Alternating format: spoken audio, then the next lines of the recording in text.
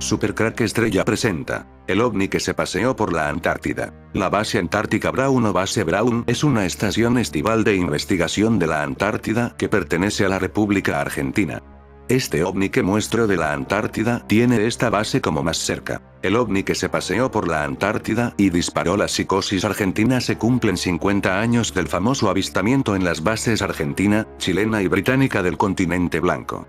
Y de un invierno en el que pareció que los ovnis se habían encariñado con el país. Tenía todos los ingredientes. Un escenario exótico, testigos curtidos y un clima de época que avivaba la imaginación, poco antes de la llegada del hombre a la luna.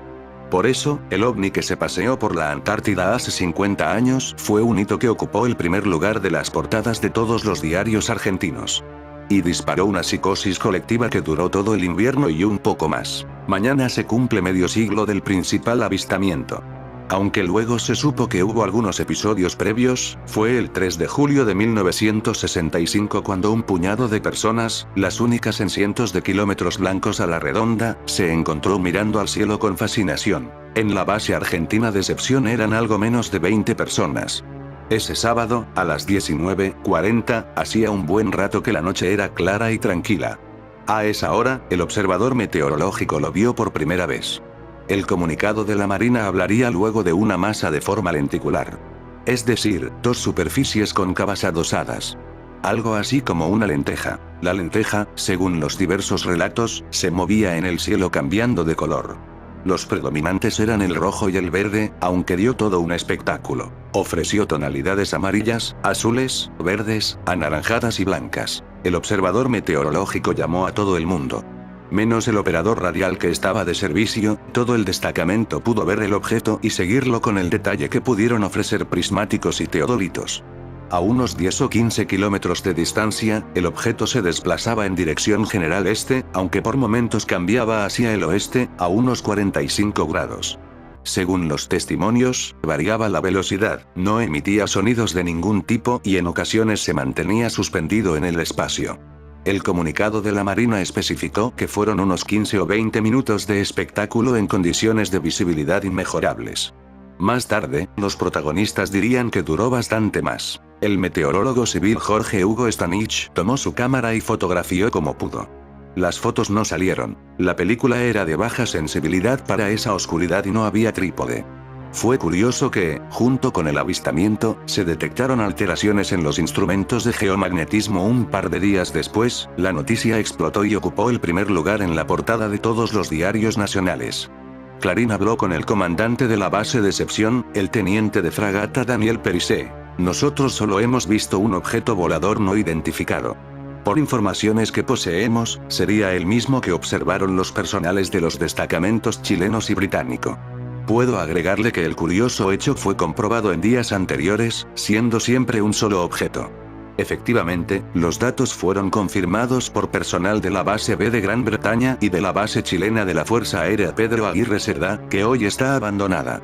Incluso, allí, el cabo Ladislao Durán Martínez consiguió unas 10 tomas fotográficas, pero había que esperar meses hasta el relevo del personal en esa base para revelarlas, porque no tenía taller. Al final volvió a Santiago en enero del 66, con las películas, que quedaron en el olvido. O Conspiración o Tomás sin contenido, elija su propia aventura. Lo que siguió fue un julio agitado. Con ese fervor tan argentino por la psicosis, aparecieron testimonios de ovnis por todo el país. Y cada uno se llevaba centímetros de los diarios. Primero vieron un ovni 7 jóvenes que estaban cerca de Pilar, en una excursión. Hubo otro caso cerca de la base aérea de Morón. En Bahía Blanca llegaron a tomarles fotografías a luces en el cielo. Los testimonios se reprodujeron en Mendoza, en Resistencia, en Rosario y en Mar del Plata. El 1 de agosto, los largavistas que en el hipódromo de Palermo solían apuntar a la pista se enfocaron al cielo por un extraño globo. Todo duró unos minutos, hasta que por los altoparlantes anunciaron que faltaban 5 minutos para cerrar el sport. La Argentina se había convertido en una especie de garaje ovni. El 4 de agosto, el Observatorio de La Plata calmó la efervescencia ovni que tenía a mucha gente mirando más al cielo que al suelo. Después de consultas a las centrales especializadas en el rastreo de satélites artificiales, y tras algunos cálculos, explicó que el satélite estadounidense Hecho II, que había sido lanzado en enero de ese año de la base Vandenberg para ser usado en comunicaciones, pudo haberse visto desde la base Decepción el mismo día y a la misma hora del avistamiento ovni.